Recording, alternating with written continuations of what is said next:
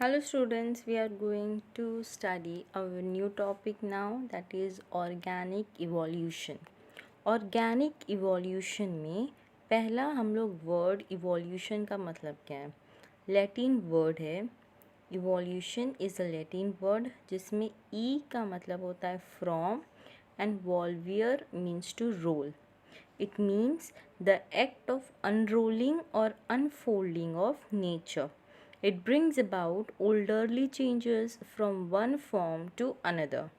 These changes result in descendant becoming different from the ancestors. Organic evolution can be defined as slow, gradual, continuous and irreversible changes through which the present day complex forms of the life develop from their simple pre-existing form. Organic evolution का definition क्या है?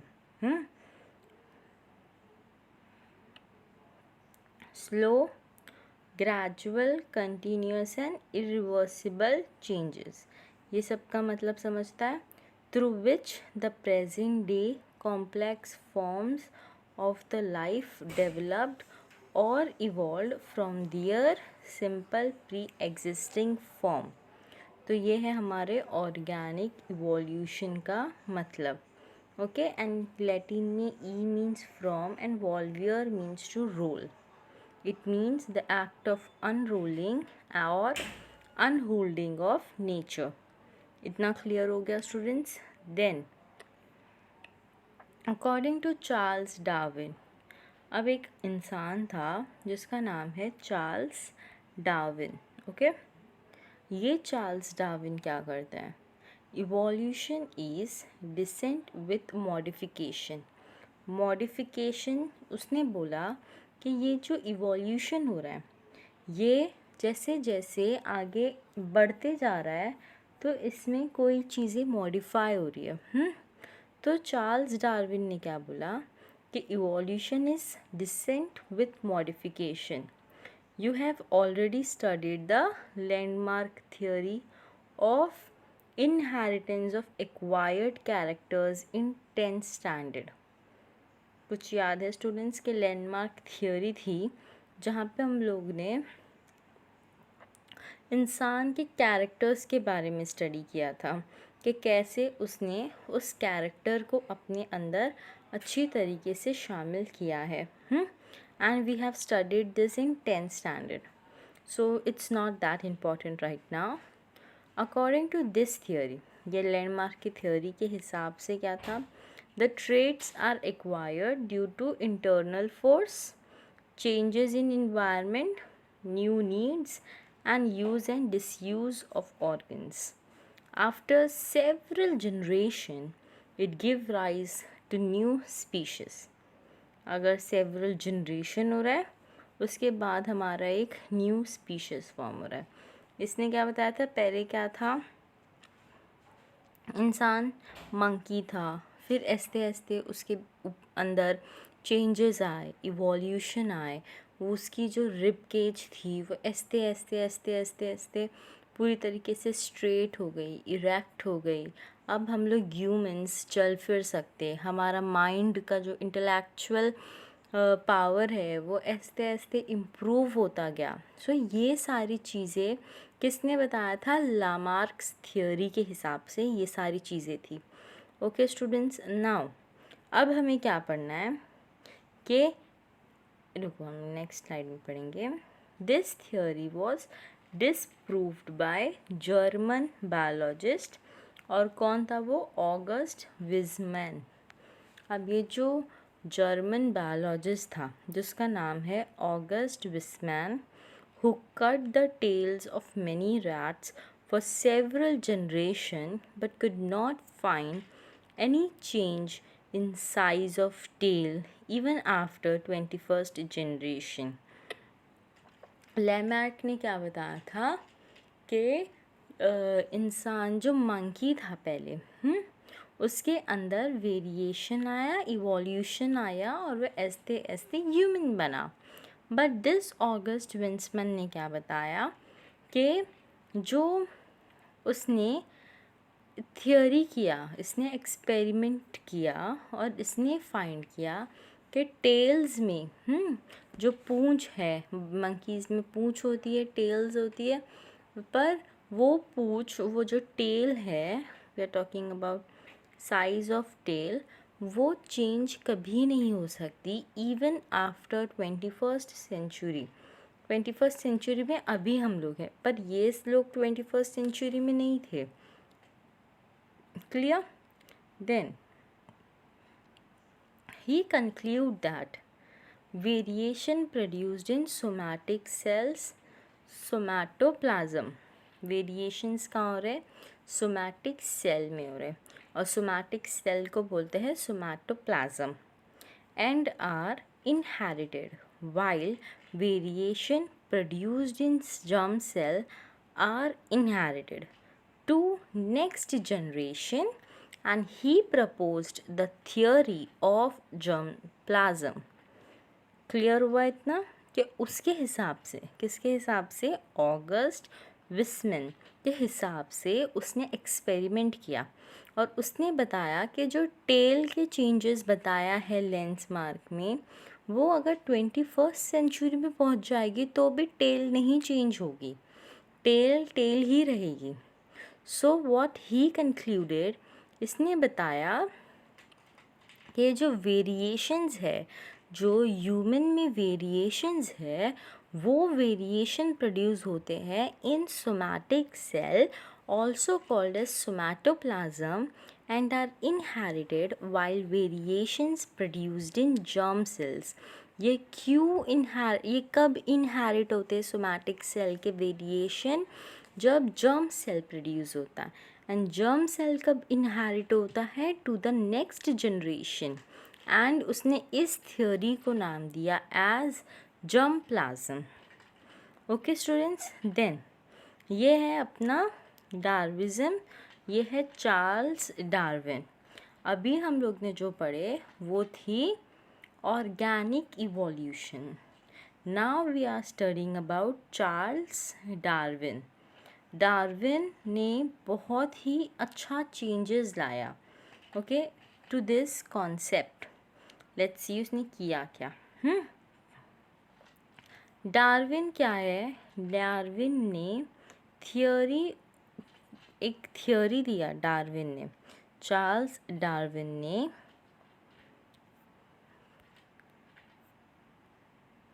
ये जो Darwin है, इसका नाम है Charles Darwin, और ये बॉर्न हुआ था इन 1809 and he dead in 1882। And उसने एक थ्योरी दिया, उस थ्योरी का नाम है डार्विज्म। ओके, अब हम लोग जो पढ़ने वाले हैं वो हम लोग डार्विज्म के बारे में पढ़ेंगे। क्लियर? नाउ अब ये वाला पार्ट समझिएगा। जो डार्विज्म है, Darwinism is also called theory of origin of species by natural selection.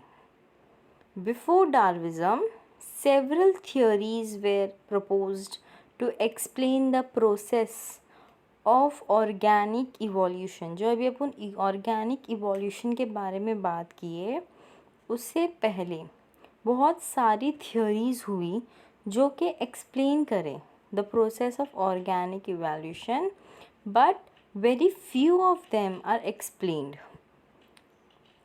Lamarck in 1809 published theory of origin of acquired character, which was then ruled out. Okay, फिर एक theory I डार्विज्म, and डार्विज्म जो है it is also called as theory of origin of species by natural selection. Charles Darwin is a naturalist, traveled extensively the world from 21st December 1831 to October 1836 to return, and then he returned to England. इतना समझ रहा है कि उसने कितना travel किया। Based on his collections of living and fossil material, he published a book, and the book name is the origin of species by natural selection in 1859 में उसने एक बुक को प्रपोज किया, ओके और उस बुक का नाम था the origin of species by natural selection in 1859. Before publishing his book, he was very much influenced by C. Searle. He was a geologist. Okay.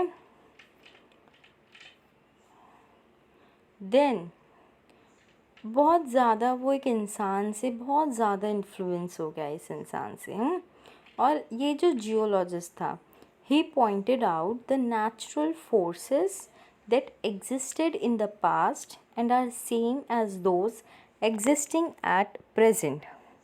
What did he pointed? That the natural forces that existed in the past, जो कि exist करते थे past में, are same as those existing at present. Darwin observed that the natural forces result in the changes in the Earth's crust along South America. Darwin ने ये चीज़ observe की थी कि जो नेचुरल फोर्सेस है, this forces result in the changes in the earth crust, मतलब जो अर्थ का क्रस्ट है वहाँ पे चेंजेस हो रहे हो इस थियोरी के वजह से, इस नेचुरल फोर्स के वजह से। एंड ये लोग ने साउथ अमेरिका में ये बात नोटिस की थी।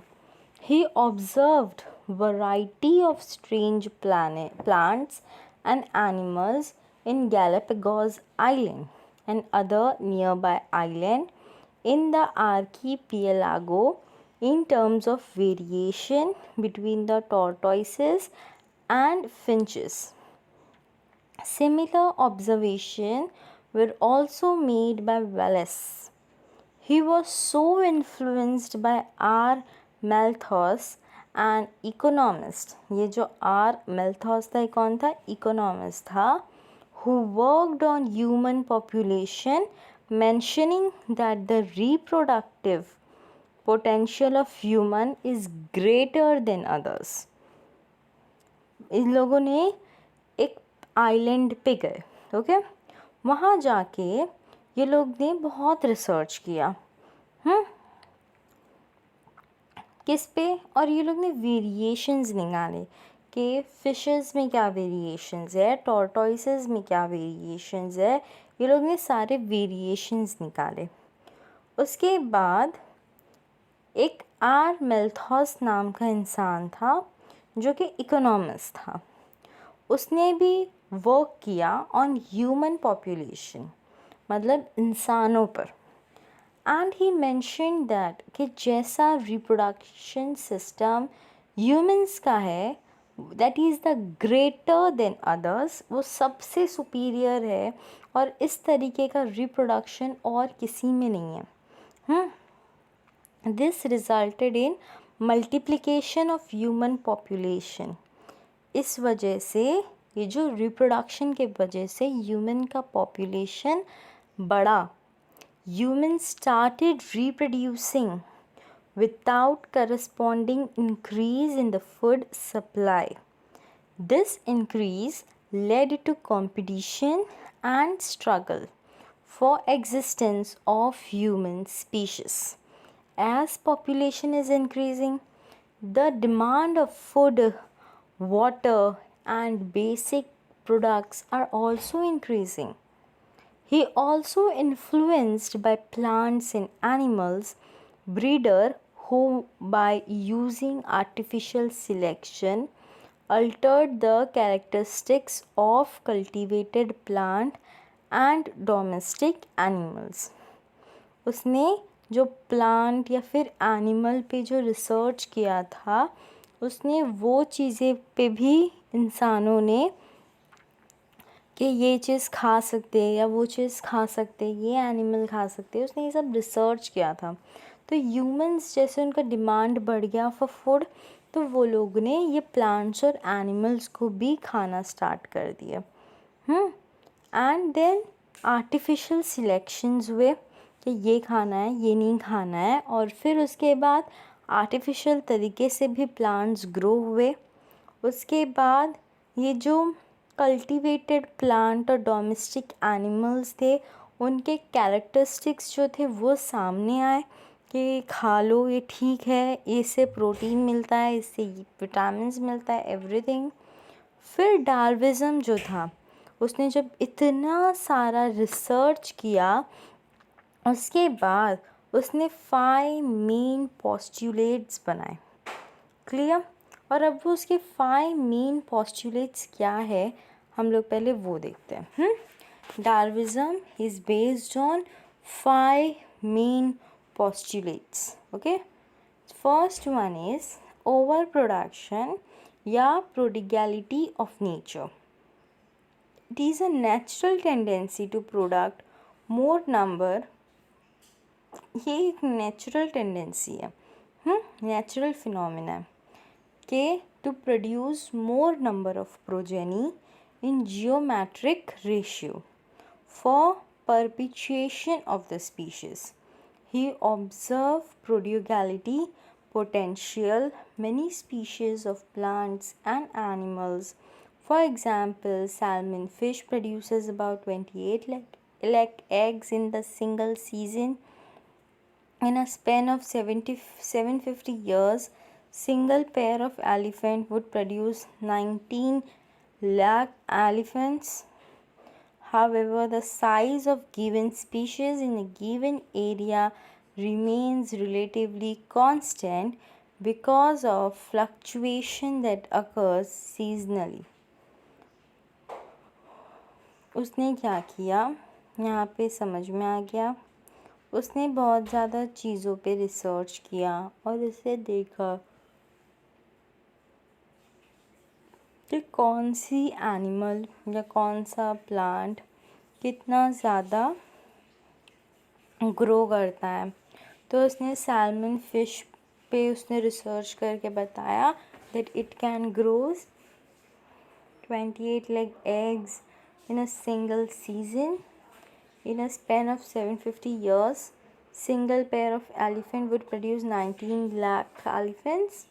However, the size of given species in a given areas remains relatively constant because of fluctuation that occurs seasonally. Then ये हो गया इसका फर्स्ट पोस्टुलेट जो था over production. Okay, second postulate है स्ट्रगल फॉर एग्जिस्टेंस. अब एग्जिस्टेंस करना है तो स्ट्रगल करना है. पॉपुलेशन बढ़ी, फूड बढ़ा, वाटर बढ़ा, हर चीज़ का सप्लाई बढ़ा. तो उसने इस पे क्या लिखा है कि tendency of over production leads to the struggle और existence between the members of population for limited supply of food. के टेंडेंसी ऑफ ओवर प्रोडक्शन, ये ओवर प्रोडक्शन के वजह से जो टेंडेंसी है, ये इसके वजह से स्ट्रगल हो रहा था for existence between the members of population for limited supply of food और to overcome adverse environmental conditions. जो बुरे से बुरे इन्वायरमेंटल कंडीशन है उनको भी फेस करना रहता है, या फिर फॉर अ स्पेस और to escape from enemies etcetera.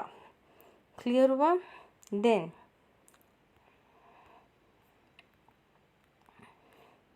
Third है हमारा organic variation. The variation speak for all kind of differences. इस वेरिएशंस जो है इसमें हर काइंड ऑफ डिफरेंसेस के बारे में बात हुई. that occur in morphology, physiology, nutrition, habit, behavioral pattern, etc. Okay, Darwin recognized this variation as raw material. उसने इस वेरिएशन को रिकॉग्नाइज किया as raw material for evolution. Variation were observed among members of the same species. Same species के बीच में ही variation होता है and even in different species. Okay, variation कहाँ ऑब्जर्व होता है? among member of the same species and in different species. Then हमारी फोर्थ थियोरी थी organic variation can serve as evidence that for the same organism have been adapted to survive under existing environmental condition other than the others. ये जो organic variation आया है इसके वजह से क्या होता है, it serve as evidence that for the some organism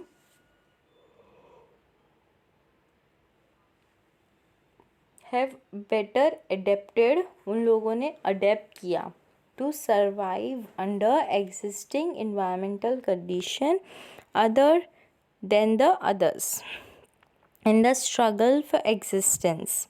अब इस स्ट्रगल में organism with favourable variation are selected by the nature, वो नेचर अपने आप से खुद ही सिलेक्ट कर लेती है. Okay, while those with unfavorable variation perish मतलब ख़त्म हो जा रहे. जो लोग फेवरेबल है वो लोग सर्वाइव करेंगे और जो अनफेवरेबल है वो लोग ख़त्म हो जाएंगे. Okay, according to Darwin the principle by which useful variation are preserved by nature is called natural selection. H. Spencer named this process as survival of fittest. इससे हमारे को मतलब समझ में आता है, it is a survival of fittest. जो अच्छा होगा, फेवरेबल होगा, जो कि आगे जाके उस इन्वायरमेंटल कंडीशन में अपने आप को सरवाइव करा सकता है, वो इंसान आगे जाएगा, वो ऑर्गेनिक चीज़ आगे जाएगी. एंड द पर्सन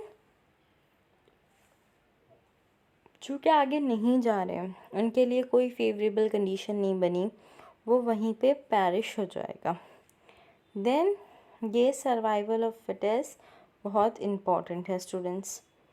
देन हमारा फिफ्थ आता है और ओरिजिन ऑफ न्यू स्पीशीज़ या speciation. As favourable variation are transmitted, जो फेवरेबल वेरिएशंस होते हैं वो ट्रांसमिट होते हैं from generation to generation. Successive generation become better adapted to environment. जो इंसान सक्सेसिवली अपने आप को, एक पेरेंट है, उसने अपने आप को सक्सेसिवली इस नेचर में अडेप्ट करना सीख गया, तो उसका जो ऑफस्प्रिंग आएगा वो भी ऑटोमेटिकली जनरेशन टू जनरेशन उसका अडेप्शन अपने अंदर ले लेगा और वो भी उस एनवायरनमेंट में सरवाइव कर सकता है. Okay, gradually this adaptation with few new modification become fixed in the life cycle. अब ये अडेप्टेशन हो गया, उसका ऑफस्प्रिंग भी उसी चीज़ को अडेप्ट कर लिया, तो अब यही अडेप्टेशन लाइफ साइकिल जो है हमारी, जो हम पढ़ चुके हैं, उसमें फिट होती है and finally give rise to a new species. ये हो गया अपना डार्विन के 5 पोस्टुलेट्स. फर्स्ट क्या था, ओवर प्रोडक्शन या प्रोडिगैलिटी ऑफ नेचर. सेकेंड था स्ट्रगल फॉर एग्जिस्टेंस. थर्ड था ओरिजिन वेरिएशन. फोर्थ था नेचुरल सिलेक्शन. इसको सर्वाइवल ऑफ फिटेस्ट भी बोलते हैं एंड ये बहुत इम्पॉर्टेंट है. ओके, देन फिफ्थ है ओरिजिन ऑफ न्यू स्पीशीज, इसको स्पेसिएशन भी बोलते हैं. ओके, देन हमारा नेक्स्ट आता है एविडेंस डार्विज्म इंक्लूडेड. मतलब उसने क्या एविडेंस इंक्लूड किया कि जो स्पीशीज़ की बात कर रहा है वो, कि ये लोग वेरिएशन हो रहे हैं इनमें, तो इनमें क्या ऐसा उसने एविडेंस उसने निकाला, उसके पास क्या सबूत है कि एनिमल्स ने, जो है एनिमल्स, उन लोगों ने वेरिएशन किया. तो उसने एक एग्जाम्पल दिया था, evolution of long necked giraffe to pluck and eat more leaves from tall trees and woody climbers। ये इवोल्यूशन है कि जिराफ जो है वो लंबे झाड़ से लंबे झाड़ के जो लीव्स है उसे खा सकता है। ये उसने अडेप्टेशन किया है, clear. And this adaptation become fixed in the life for survival. Now we know कि जिराफ है, it will having a long neck, तो ये उसका अडेप्टेशन है। Giraffe bone tall could survive in famine heat areas. This adaptation was transmitted to their offspring. This is how long-necked giraffe came to existence. उसे खाना था तो वो अपने आप को बचाने के लिए वो अपने आप को उस पोजीशन में बार बार होल्ड किया कि उसका वेरिएशन हो गया इनटू अ लॉन्ग नेक। एक टर्म नहीं, दो टर्म नहीं, दिस इज़ बहुत लंबा प्रोसेस है ये। फिर सेकंड है black colour peppered moths evolved gradually as new species. Then third is DDT resistance in mosquitoes. Intensive DDT spraying destroyed all types of mosquitoes. DDT resistance in mosquitoes. Intensive DDT spraying destroyed all type of mosquitoes. However, some mosquito developed resistance to DDT and survived the onslaught of DDT spray. अब mosquito जो है वो हमारा जो DDT होता है, what is DDT? The full form of DDT is dichloro diethyl triethanol and this is a resistance in mosquito intensive DDT spraying. मतलब जब मॉस्किटो को ये स्प्रे करते थे, DDT स्प्रे करते थे, तो जो मॉस्किटो है वो मर जाता था। बट अब मॉस्किटो ने अपने अंदर इवोल्यूशन लाया और मॉस्किटो ये DDT रेजिस्टेंस बन गया कि उसको सरवाइव करना है।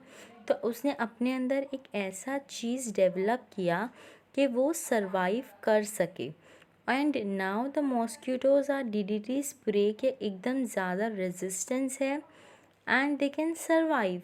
सच resistant mosquito survived and produce, giving rise to more resistant offspring. Clear हुआ स्टूडेंट्स? पहला उसने किसका एग्जाम्पल दिया? जिराफ का, उसकी लॉन्ग नेक का। Then black colour peppered moth का, he evolve generally gradually as new species. फिर DDT का एग्जाम्पल दिया एंड देन लास्टली उसने ये बताया कि DDT रेजिस्टेंट मॉस्किटो जो है वो सरवाइव भी करते थे और अपने आप को रिप्रोड्यूस भी करते थे and giving rise to more resistance offspring. ये था इसका एविडेंस ऑफ डार्विज्म ने जो बात बोला सर्वाइवल फॉर फिटेस्ट, उसने ये इवोल्यूशन वाली बात उसने अपने पास एक एग्जाम्पल दे के दिया, उसने प्रूफ के साथ दिया, तो ही इस थियोरी को लोगों ने माना एंड इस थियोरी पे बिलीव किया। देन एक है कि ड्रॉबैक्स एंड ऑब्जेक्शंस टू डार्विज्म। अब बहुत सारे ऑब्जेक्शंस हुए एंड बहुत सारे ड्रॉबैक्स हुए कि ये गलत है, ये सही है। तो उसकी थियोरी में क्या ड्रॉबैक्स हुए और क्या ऑब्जेक्शंस हुए अभी हम लोग पढ़ेंगे। Firstly he considered minute fluctuating variation as principal factor which are not heritable and not part of evolution। अगर एक माइन्यूट फ्लक्चुएशन वेरिएशन भी होता था, मतलब एक छोटा सा वेरिएशन भी हो रहा है कोई भी चीज़ में, अब मॉस्किटो की बात ले ली हमने, तो वो बोलता था कि it is a part of evolution हो रहा है। but this is not true. Minute fluctuation variation is not considered as principal factor. तो यहाँ पे उसका ड्रॉबैक हो गया. Then secondly, he also did not distinguish somatic and germinal variation and considered all variations are inheritable. उसने कोई difference नहीं बताया कि कौन सा सोमैटिक सेल का डिफरेंस है, कौन से सोमैटिक सेल के चेंजेस के वजह से हो रहे हैं, जो इवोल्यूशन हो रहा है, जो वेरिएशंस आ रहे हैं, या कौन सा हमारा जर्माइनल वेरिएशंस है. उसने ऐसे कुछ भी नहीं बताया, उसने कोई भी डिस्टिंग्विश नहीं किया. ओके. थर्ड पॉइंट है, he did not explain the arrival of the fitness. उसने ये बताया कि फ़िटनेस के लिए हमें सरवाइव करना है. सर्वाइवल ऑफ द फिटेस्ट बताया कि जो फिटेस्ट रहेगा वही सरवाइव करेगा, पर उसने अपनी थियोरी में अराइवल नहीं बताया. ही डजंट टोल्ड अस कि ये फिटेस्ट अराइव कहाँ से होता था, भाई वो आता कहाँ से था.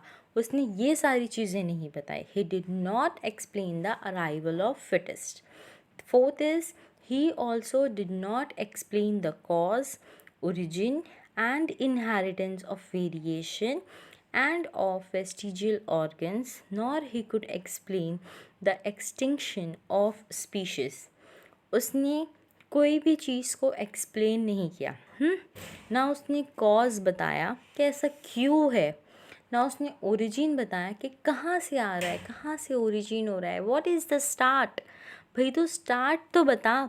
पर उसने ना स्टार्ट बताया, ना उसने ओरिजिन बताया. उसने कुछ फैक्ट्स बता दिए. देन उसने ना ही हमें इनहेरिटेंस ऑफ वेरिएशन बताया कि ये वेरिएशन का इनहेरिटेंस कहाँ से हो रहा है, इस वेरिएशन का ट्रांसमिशन कहाँ से हो रहा है, कहाँ से ये वेरिएशन आ रहा है. And nor he could explain the extinction of species. ना ही वो ये एक्सप्लेन कर पाया कि ये स्पीशीज़ कहाँ से कहाँ तक एक्सटिंक्ट होते हैं. Then, according to natural selection, new species are formed. मतलब नहीं, न्यू स्पीशीज़ फॉर्म होते by gradual accumulation of useful variation. If it is so, then there should be intermediate forms. But in most cases, intermediate forms were not recognized. Moreover, Darwinism could not explain existence of neutral flowers and the sterility of hybrids. I hope ये point clear हुआ कि natural selection के हिसाब से जो new species form हुए by gradual accumulation of useful variation, ये variation की वजह से. इफ़ इट इज़ सो, अगर ऐसा है, then there should be intermediate form. तो उनके बीच में कोई इंटरमीडिएट तो होना चाहिए ना. जैसे अगर एक ए है, देन ही सेइंग ए की वजह से ए प्लस हुआ है, तो उसके अकॉर्डिंग ये जो ड्रॉबैक का क्वेश्चन कर रहे हैं वो लोग बोल रहा है कि ए के ऊपर पहले डॉट आया होगा फिर ए प्लस होगा. तो वो वाला इंटरमीडिएट स्पीशीज़ वाला कहाँ है. Okay. But in most cases intermediate form will not recognized. बहुत सारे केसेस में ये जो इंटरमीडिएट फॉर्म है वो रिकॉग्नाइज नहीं हुआ. And more over, Darwinism also could not explain existence of neutral flowers and the sterility of hybrids. Then these are the drawbacks and objections to Darwinism. Then फिर एक new theory आई जिसको बोलते हैं mutation theory. Clear students. इस theory के